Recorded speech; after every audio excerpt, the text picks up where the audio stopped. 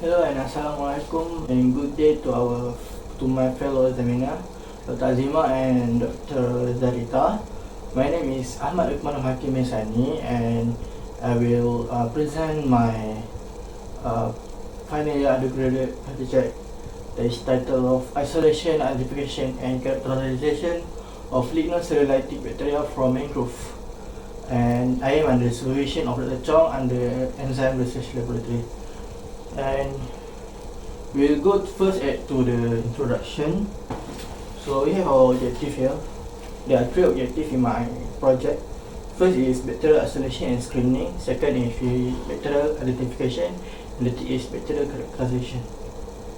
And then this is some background of my study.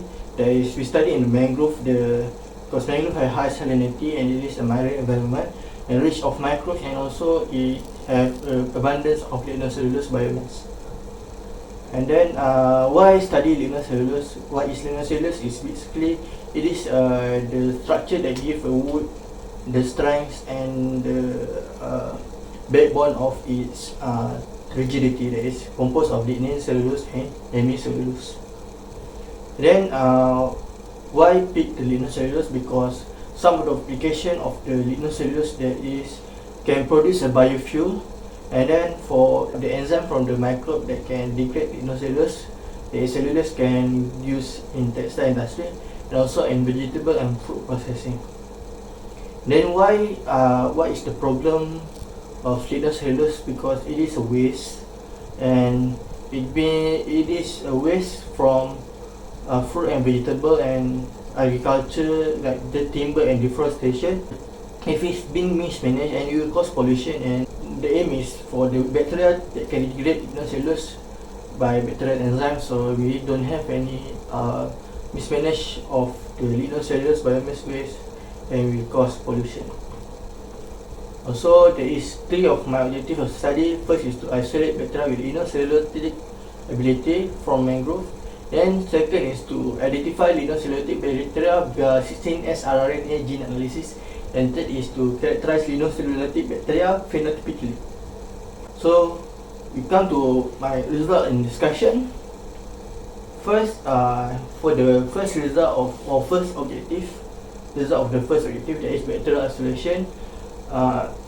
The bacteria from Tanjung Piai, Johor, we been there, and then we isolate and collect the sample from the mangrove soils, and some from seawater, and also some from the soil sediments. And then from the soil samples, we use that as a stock solution, and we proceed with serial dilution and spread plate. That is until 10 power of -9. And then from the spread plate result, we obtain a lot of bacteria from CS1 until CS11. For this is for that I use two different plate, that is media, that is R2A and ASW. So this is a result from R2A plate and ASW plate. So I obtain a CS1 from the first plate, CS12 and CS3 until CS7 at the third plate, and CS16. For the fourth plate, I obtain CS9, CS17 until CS19, and also CS32. For the fifth plate, I obtain a CS13 and 15. Also, the sixth plate, I obtain CS14, and the last plate, I obtain CS2 and CS11. So, from the CS, I succeed on isolate each of the strain from CS1 until CS22 until it becomes a single colony, that is CS1, CS2, and there are various of colors from various strain. Most of it is yellow, and some is brown, and some is pink and white. Can see a various colorful bacteria pigmentation here, and some of it is small and some of it is big, the colony. And then from the strain that I obtain, I undergo the qualitative screening of bacteria. So 4 things that I see here that I wanted to screen here is Mannanes activity, lytic activity, xylanolytic activity, and cellulytic activity. Then I obtained a plant biomass decomposing bacteria.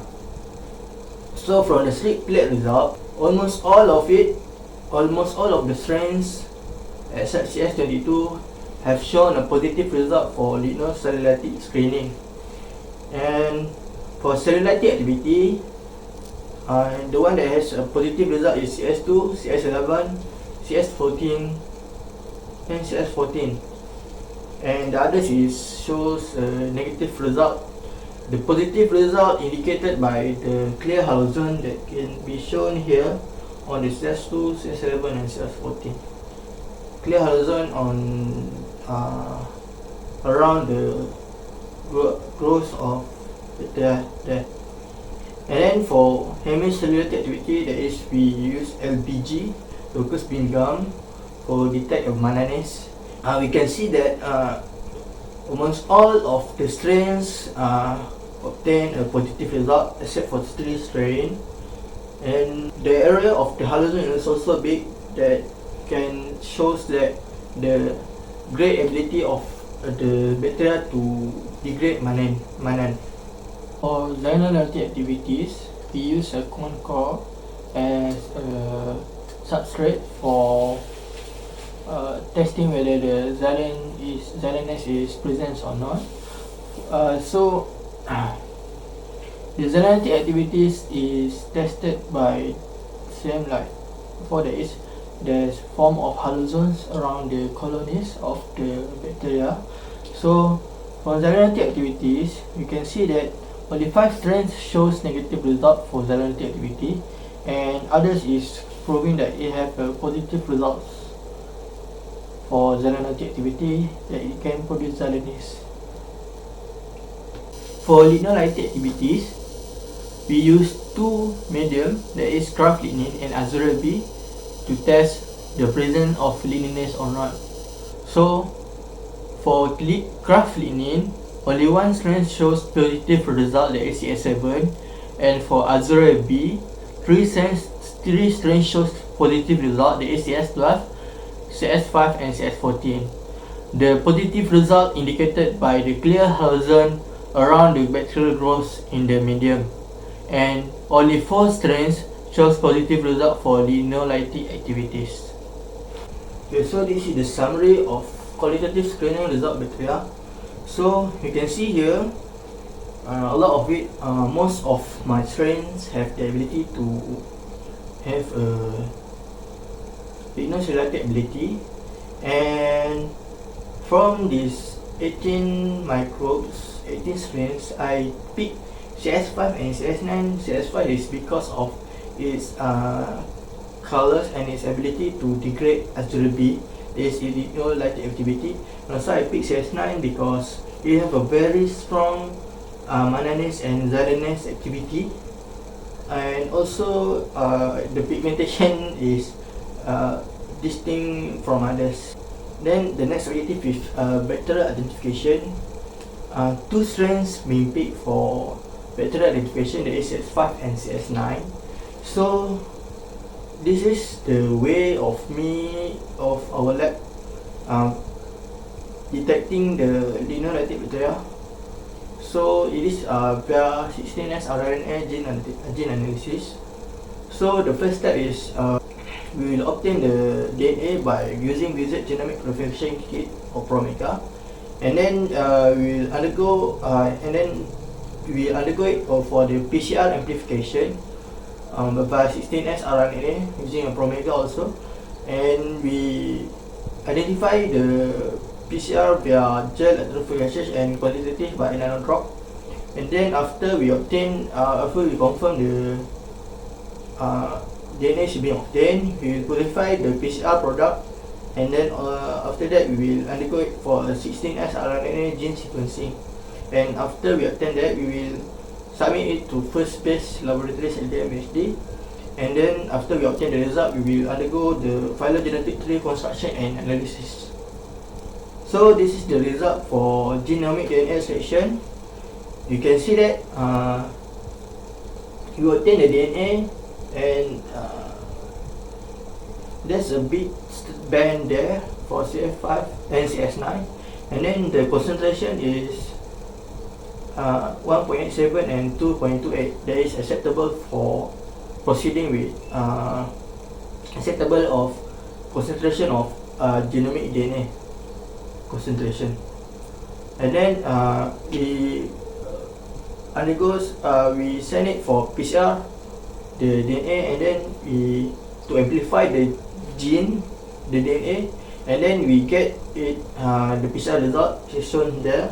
There's band at 1500 pp. That is the area of genetic or DNA that we aim for. And then after purified PCR result, we will purify the PCR, and then as shown there, the concentration of purified PCR is acceptable. That is for CS5 is 55 nanogram per microliter, and for CS9 is 118.2 nanogram per microliter. And then after 16S RNA gene sequencing result, we identify as CS5 is a microbulbifer species and CS9 is a halobacillus species. Then this is the phylogenetic tree analysis for CS5.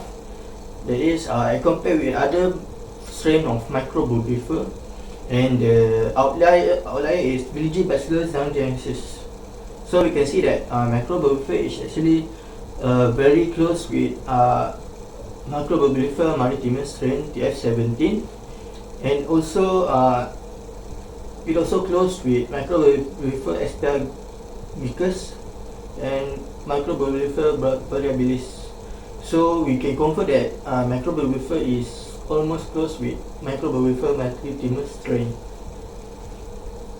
And then this is for halobacillus. The outlier is Brevibacillus laminophilus strain DSM6472, and halobacillus species CS19 strain is very close with Halobacillus shiongeni, that is strain MSS402. Then for the auditive tree, bacterial characterization. So after we identify and selected bacteria, the CS5 and CS9 has successfully been characterized in aspect of morphology and its biochemistry.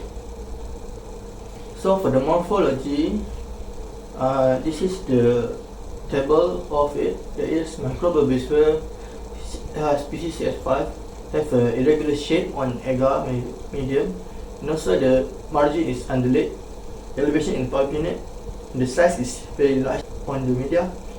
They have a smooth texture, and the appearance is dull, and the pigmentation is brown, and it have a opaque optical property.